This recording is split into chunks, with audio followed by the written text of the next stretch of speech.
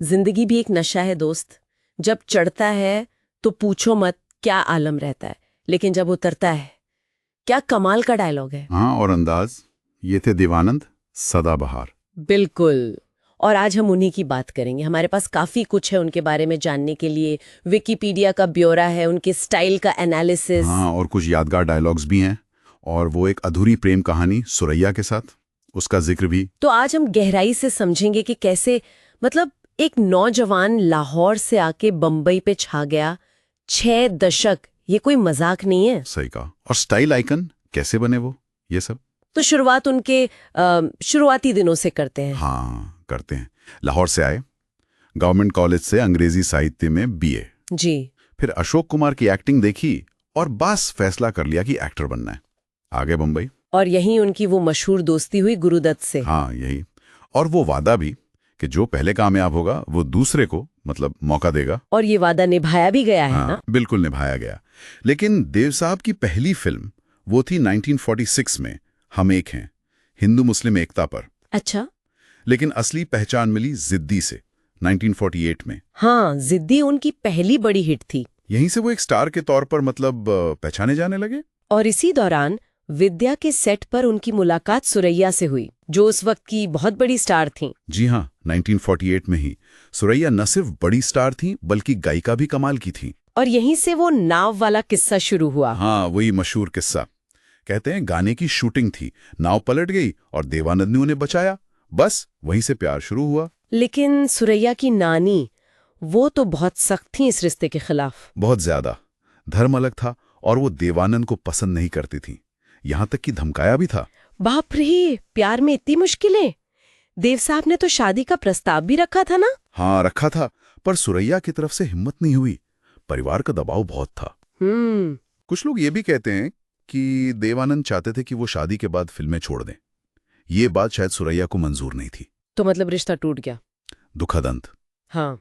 और सुरैया ने फिर कभी शादी नहीं की। देवानंद हमेशा उन्हें अपना पहला प्यार कहते थे। निजी जिंदगी में ये सब चल रहा था, लेकिन करियर वो नहीं रोका। 1949 में नवकेतन फिल्म्स, अपने बड़े भाई चेतन आनंद के साथ। बिल्कुल, ये बहुत बड़ा कदम था। नवकेतन से प्रोडक्शन हाउस नहीं था, वो एक सोच थी, नए लोगों को मौका देना।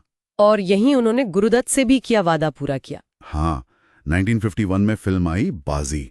और डायरेक्टर कौन? गुरुदत्त। बाजी, वो तो जबरदस्त हिट थी। और उसने कुछ नया शुरू किया था, है ना? बॉम्बे नोआर जैसा कुछ। एकदम। बाजी ने हिंदी सिनेमा को वो शहरी, तेज रफ्तार वाला अंदाज दिया। हीरो थोड़ा एंटी हीरो टाइप।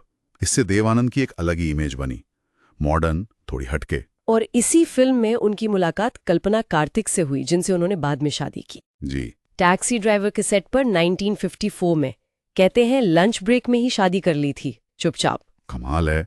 अच्छा, फिर आया 60s और 70s का दौर। गाइड, ज्वेल थीफ, जॉनी मेरा नाम, ये तो क्लासिक्स हैं। हाँ, ये उनका गोल्डन पीरियड कह सकते हैं। यहीं से वो स्टाइल आइकन बने। वो तेज बोलना, गर्दन हिलाना। हाँ हाँ, और टोपी, स्कार्फ। कहते हैं स्कार्फ वो अपनी पतली गर्दन छिपाने के लिए पहनते थे। सुना तो यही है, पर वो स्टाइल बन गया। और वो काला पानी के बाद काले सूट पर बैन वाली कहानी कितनी सच्ची है पता नहीं, पर उनका क्रेज दिखाती है। सही। हरे रामा हरे कृष्णा वाले रंगीन कपड़े भी। ग्रेगरी पेक से तुलना होती थी उनकी। बिल्कुल। उनका असर सिर्फ जनता पर नहीं, बाद के एक्टर्स पर भी पड़ा। अमिताभ बच्चन, जैकी श्रॉफ, सब मानते हैं। और फिर उन्होंने डायरेक्शन में भी हाथ आजमाया।